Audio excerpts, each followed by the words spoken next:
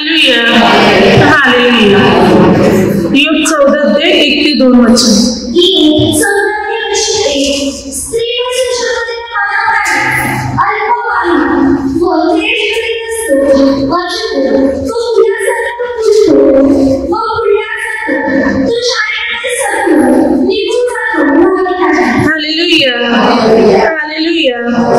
स्त्रीपासून जन्मलेला मानव प्राणी अल्पायू व क्लेश करीत असतो. तो फुलासारखा फुलतो व फुडला जातो. तो छायेप्रमाणे सत्वर निघून जातो, राहत नाही. या जगात जन्म घेणारी प्रत्येक व्यक्ती एका छायेप्रमाणे बायबल सांगतो. आपण पाहतो छाया काही आपल्या शरीराची जी सावली पडते, छाया पडते, ती काही वेळापुरतं आपल्याला दिसते, नंतर ती दिसायची बंद होते. अगदी जसं की उजेडामध्ये आपल्याला ही आपली छाया आपल्याला दिसणार, परंतु त्यानंतर ती छाया दिसण्याचे बंद होते. बायबल आपल्याला तेच सांगते की मनुष्य एका छायेप्रमाणे आहे किंवा एखाद्या फुलाप्रमाणे आहे. जसे की बघा, एखादं फूल फुलते, नंतर त्या दिवशी त्या दुसऱ्या दिवशी किंवा काही दिवसांनी ते फूल जे आहे ते गळून पडते. आपल्या जागेवर मात्र ते राहत नाही. मनुष्य असाच आहे, अगदी फुलासारखा फुलतो, नंतर तो फुटला जातो, गळून पडतो. अगदी मनुष्य छायेप्रमाणे, छाया जशी निघून जाते तसं मनुष्य निघून जातो, राहत नाही. आता मनुष्याचं जीवन एका फुलाप्रमाणे आणि छायेप्रमाणे आहे, जे अधिक वेळ अधिक काळ टिकणारा मिळत नाही. तर काही वेळापुरता, काही दिवसापुरता, काही महिन्यापुरता, काही वर्षापुरता राहणारं जीवन आहे. त्यानंतर प्रत्येक मनुष्य हे जग सोडून जाणार आहे.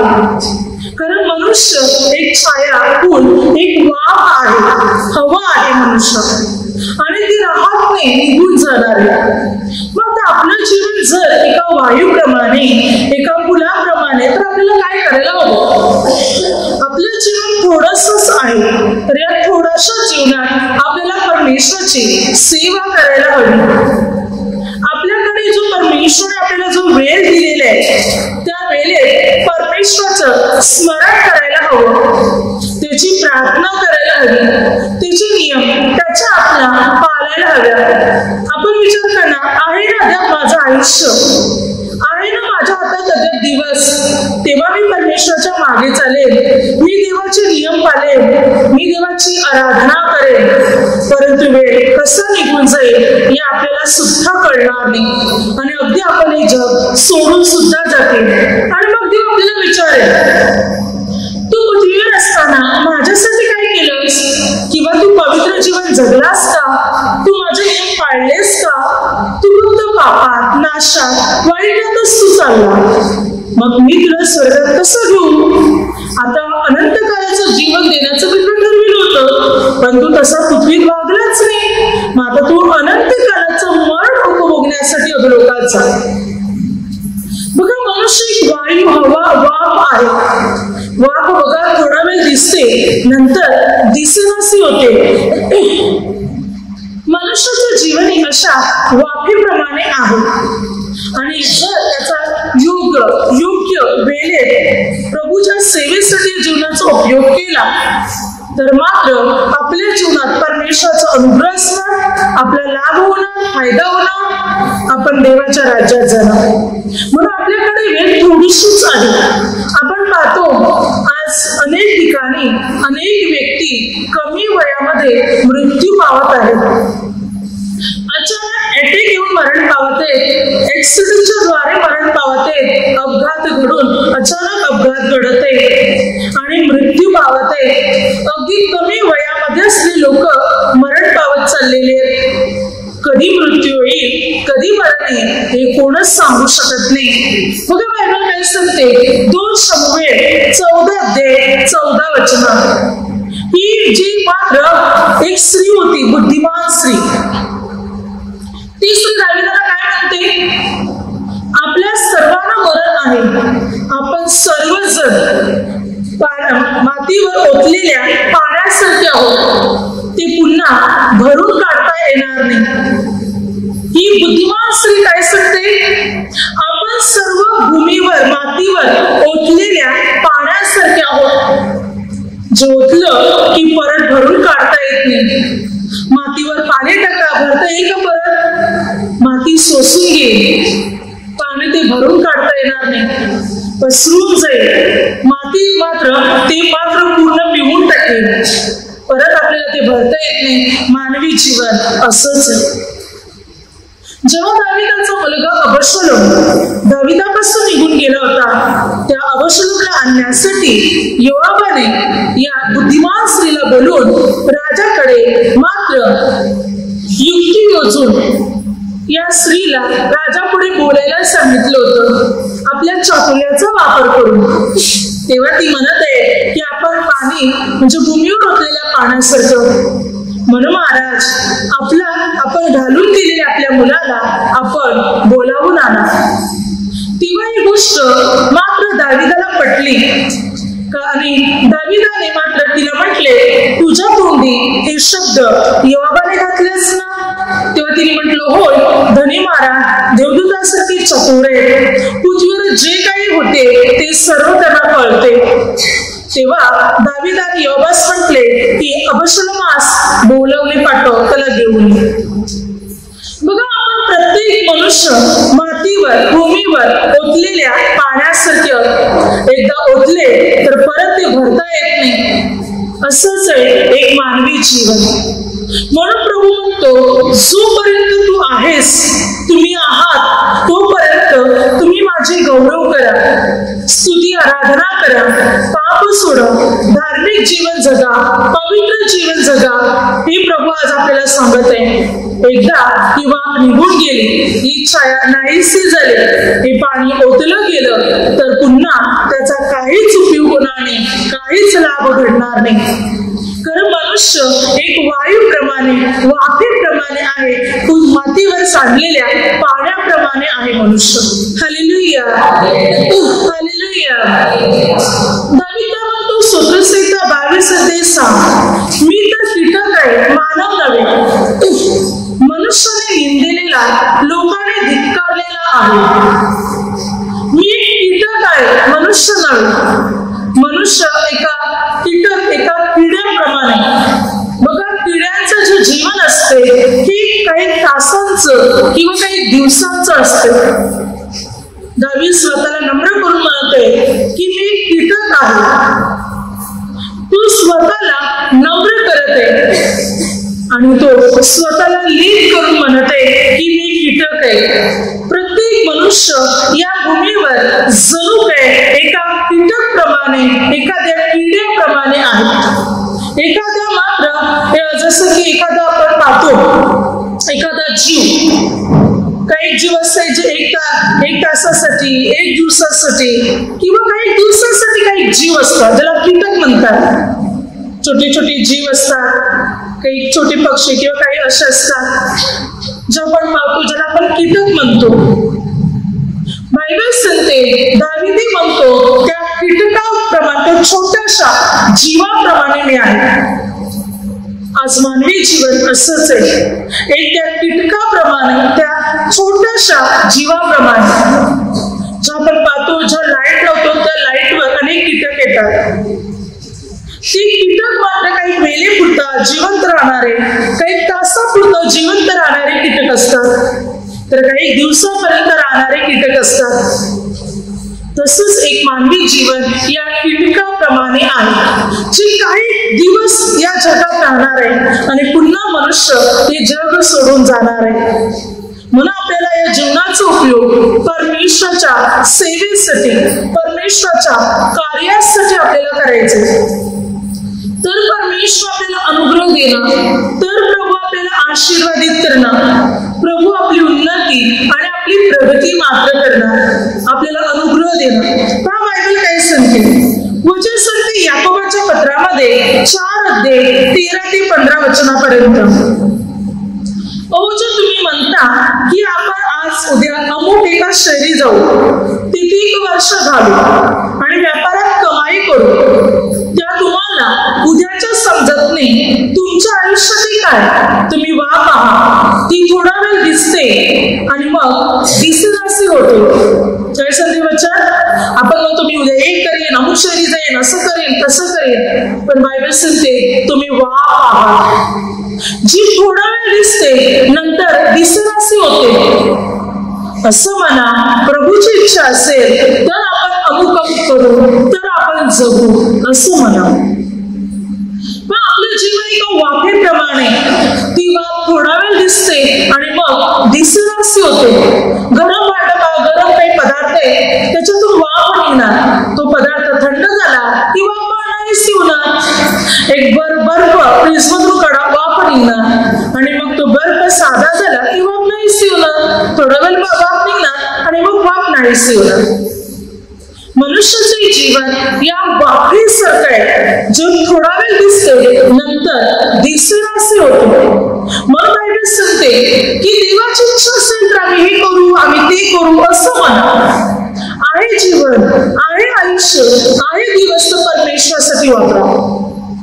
देवाच्या सेवेसाठी प्रतिदिवशी जो दिवस मिळत आहे देवाला गौरव द्या देवाचा आभार माना की प्रभू तू आज मला हा दिवस दिलेला आहे ही वेळ मला तू दिलेली आहे त्याबद्दल धन्यवाद। प्रभू माझ्या जीवनाद्वारे तुमची सेवा करून घ्या तुमचं काम करून घ्या।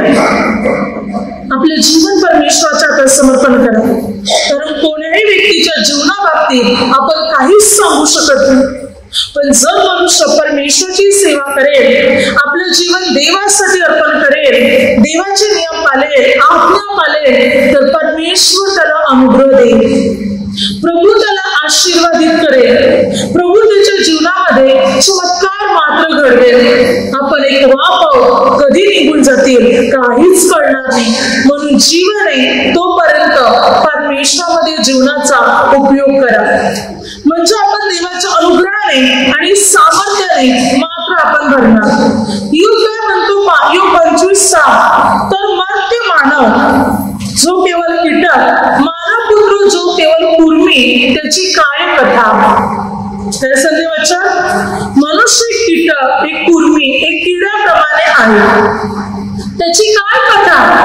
खरोखर मनुष्याची काहीच कथा नाही तरी मनुष्याला देव महत्व देतो तरी मनुष्याला देव किंमत देतो।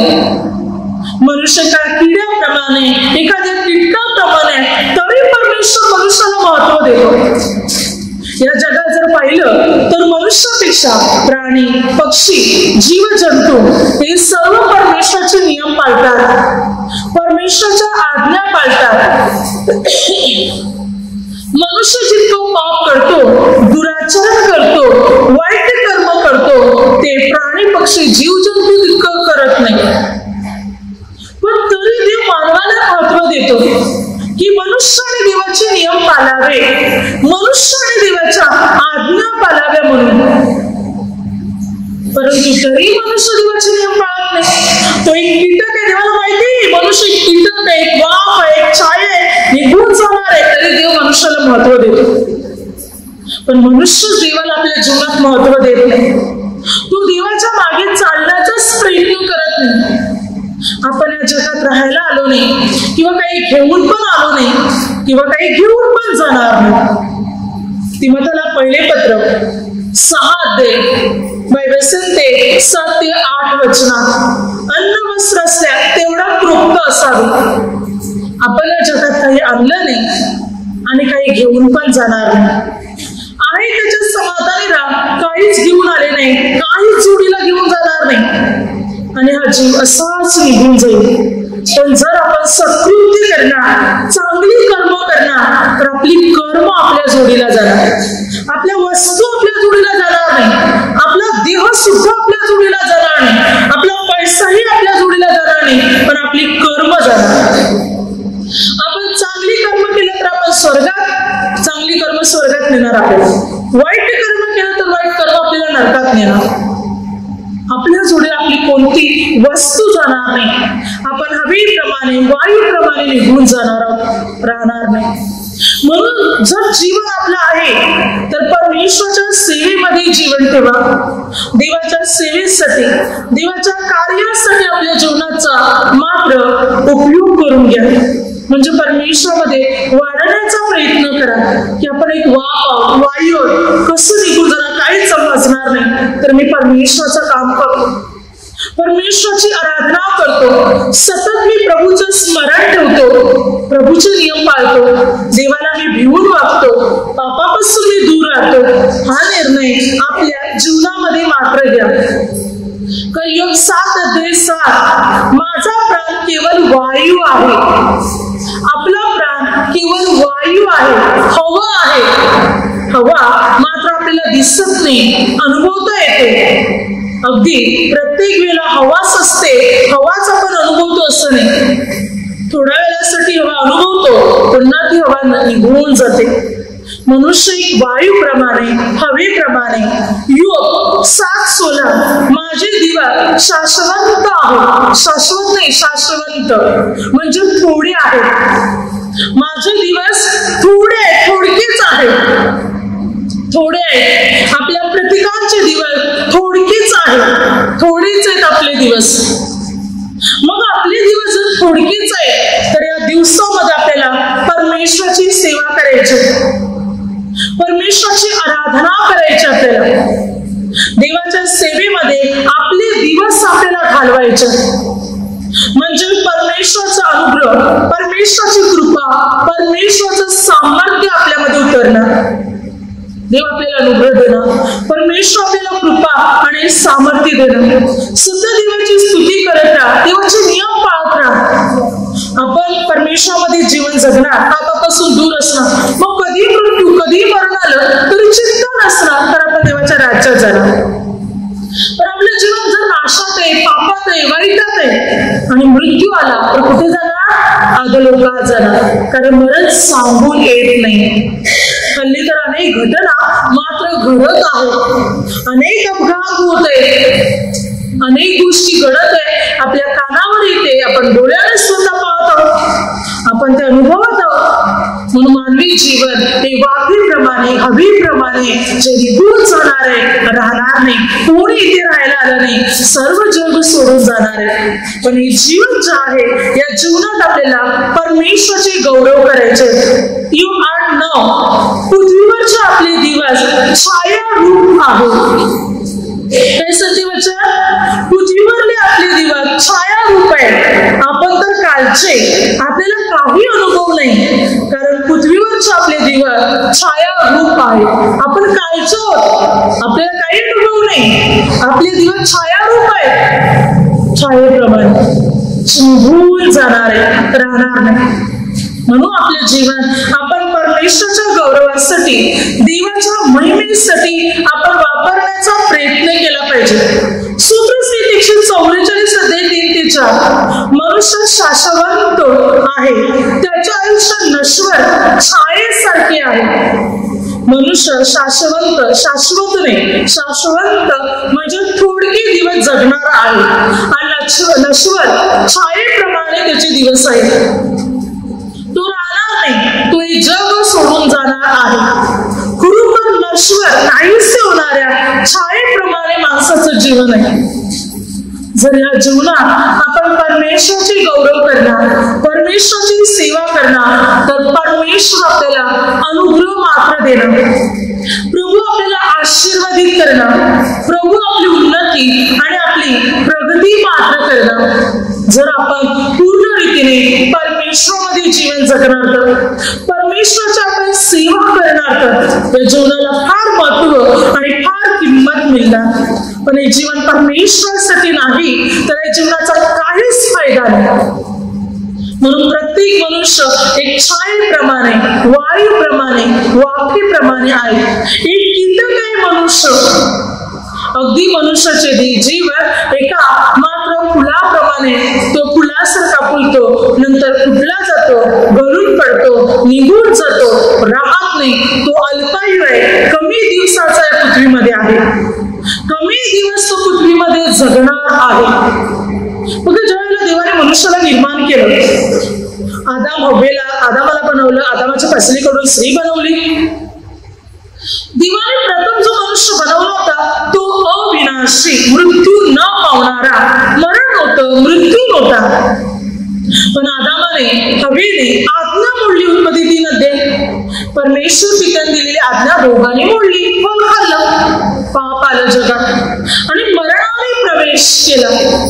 देवाने आदामाला म्हटलं आता तू मरणार. देवाने म्हटलं तुम्ही आता मरणार. पाप केल्यामुळे मरण पसरलं, मृत्यू पसरला आणि माणसामध्ये मरण पसरलं गेलं. तर तोपर्यंत मानवाचं जीवन त्यानंतर हजाराच्या आसपास होतं. अगदी उत्पत्ती 5 अध्याय वाचलं तर आपल्याला कळेल की मनुष्याचं आयुष्य त्यावेळेला हजाराच्या आसपास होतं. मथुसेलह जो होता 969 वर्ष जगणारा, हजाराच्या आसपास वर्ष त्यावेळी आयुष्य तेवढं होतं. पण मनुष्य पाप करत गेला, परमेश्वराला पूर्ण विसरला. म्हणून उत्पत्ती 6 अध्याय 1-2 परमेश्वर पित्याने माणसाचं आयुष्य केवळ 120 वर्ष करून टाकलं. काय सांगते उत्पत्ती 6 अध्याय 2-3 वचनात देवाने मनुष्याचं आयुष्य 120 वर्षाचं करून टाकलं. 120 वर्षाचा अवधी दिला, आयुष्यच कमी केलं. कारण देवाने मनुष्याला आयुष्य दिले, देवाची सेवा करावी, देवाची आराधना करावी म्हणून दिलं. पण मनुष्य तरी आयुष्यात पापच करत आहे. नंतर आणखी कमी झालं. स्तोत्रसंहिता 90 अध्याय 9-10 तुझ्या क्रोधात आमचे दिवस गुदरतात, आम्ही आमचे आयुष्य चंचल ध्वनीप्रमाणे घालवतो. आमचे आयुष्य 70 वर्ष आणि शक्ती आपल्या फार तर 80 वर्ष असेल, तरी त्याचा डांडोल केवळ कष्टमय व दुःखमय आहे. कारण ते लवकर सरते आणि आम्ही निघून जातो. संधी वचन आपलं आयुष्य चंचल ध्वनी सारखं निघून लवकर जाणार, राहणार नाही. आणि पुढे वचन सांगते 70 वर्ष आयुष्य आणि फार फार 80 ते निघून जाते. ही वर्ष लवकर निघून जातात आणि मनुष्याचं जीवन संपतं. हल्ली तर पाहिलं आत्ताच्या वेळी अगदी मात्र 20-25 वर्ष 30-40-50 वर्षापर्यंत लोक मृत्यू पावत आहेत. पुढे काय घडेल सांगू शकत नाही. तरुण वयात काही वर्षानंतर तरुण वयात लवकरात लवकर मनुष्य मृत्यू पावेल. कारण जगात पाप आणि भ्रष्टाचार अधिक प्रमाणात वाढत चाललेले आहे. देवासाठी मनुष्य वेळ देत नाही, परमेश्वराचे नियम मनुष्य पाळत नाही. आपलं आयुष्यच पापामध्ये नाशामध्ये मनुष्य घालवते. परमेश्वराची आराधना करत नाही. पापामुळे माणसाचं आयुष्य कमी झालं, पापामुळे मरण आलं, पापामुळे मृत्यू आला. म्हणून बायबल सांगते मनुष्याचं आयुष्य एका हवेप्रमाणे, छायेप्रमाणे, वाफेप्रमाणे जे निघून जाणार, जे राहणार नाही, जे नष्ट होणार. मग आता आपलं जे काही जीवन आहे ते परमेश्वराच्या गौरवासाठी, परमेश्वराच्या महिमेसाठी, आदरासाठी वापरा. आपले जीवन प्रभूच्या हातात समर्पण करा. जो दिवस प्रभू पाहायला देत आहे त्या दिवसात प्रभूची आराधना करा, त्याचं काम करा, त्याची सेवा करा, धार्मिक जीवन जगा, पापापासून दूर राहा, वाईट गोष्टीपासून दूर राहा, पवित्रतेमध्ये वाढा. म्हणजे आपलं जीवन स्वर्गीय राज्यात प्रवेश करेल. कधी मृत्यू येऊ पण आपण देवाच्या राज्यात जातो. Hallelujah, hallelujah, hallelujah.